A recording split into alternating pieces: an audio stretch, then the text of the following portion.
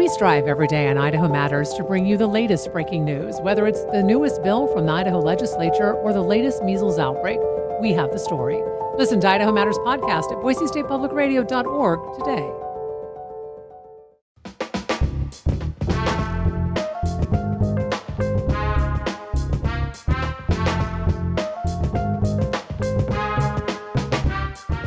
From Boise State Public Radio, this is The Connector. It's Idaho Daily News. Good morning.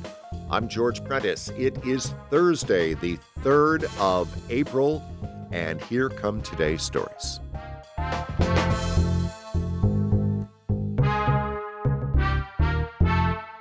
At the Capitol, House lawmakers signed off on their latest version of a so-called medical freedom bill last night. James Dawson was there. He has the story this morning. After Governor Brad Little vetoed the original proposal on Saturday, House Republicans tweaked it to allow schools to keep sick kids home.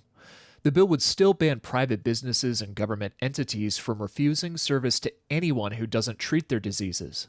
It would also apply to their employees. Republican Representative Dale Hawkins. You can't demand anybody get a certain treatment to enter your place. It doesn't demand that you have to let them in if they're sick. But Republican Representative Ben Furman says that's not what the bill states. We can talk about intent all day long, but when the lawsuits come and that business has to answer to that, it's right there. The bill now goes to the Senate, which is considering a competing bill that would exempt daycares from the restrictions. James Dawson, Boise State Public Radio News.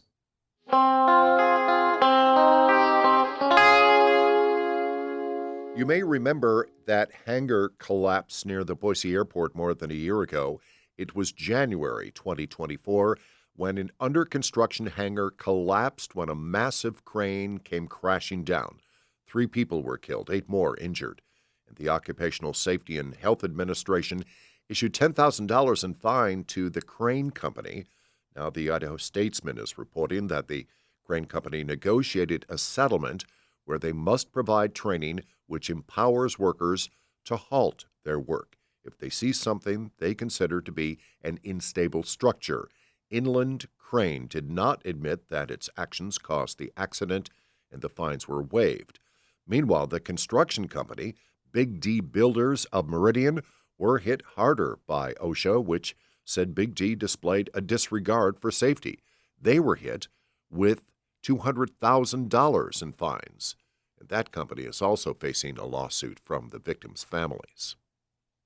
Meanwhile, we're just now learning of 2 recent incidents at the Boise airport. Some details came out in yesterday's briefing to the Boise Airport Commission, so that's where we heard about it. Both incidents involving commercial aircraft, both of them happening last week. In one, an Alaska airline flight had its brakes locked. Once it landed safely, the jet was unable to taxi to a gate, so shuttles were brought to bring crew and passengers back to the terminal.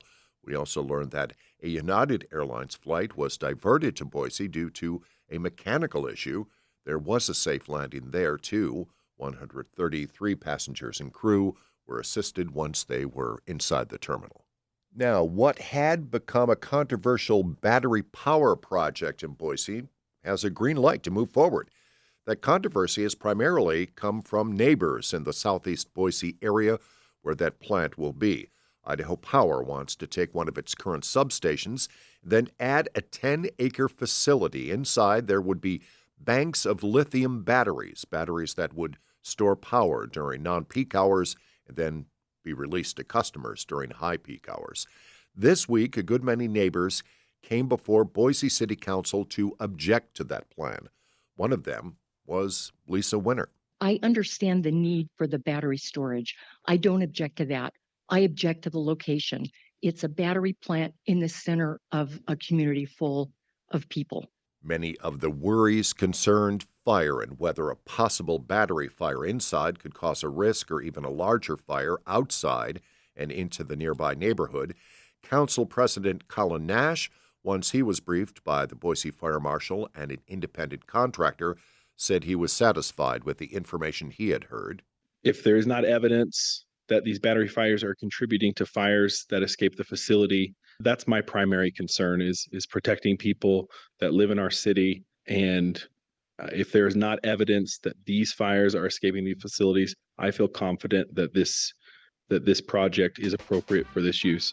So Nash and his fellow council members voted unanimously to deny the neighbors' attempt to appeal that project, so it does move forward.